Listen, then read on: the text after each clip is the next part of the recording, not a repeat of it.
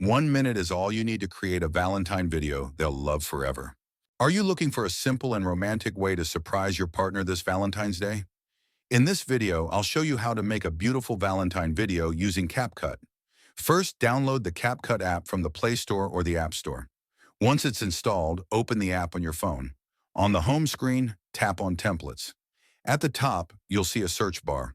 Type in Valentine and search. As you can see, CapCut has many amazing Valentine templates. They're already designed with music, transitions, and effects, so you don't need any editing skills. I've selected 3 really good templates to make things easier for you, and you'll find the links to all of them in the pinned comment. This is the first template. It has a soft, romantic vibe and works perfectly for couple photos. This is the second one. It's more emotional and great if you want something cinematic. And this is number 3. Simple, clean, and perfect for a sweet Valentine message.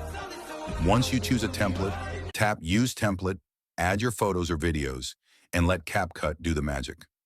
After that, export the video and send it to your partner to make their Valentine's Day extra special. Sometimes the simplest videos carry the most love. Happy Valentine's Day.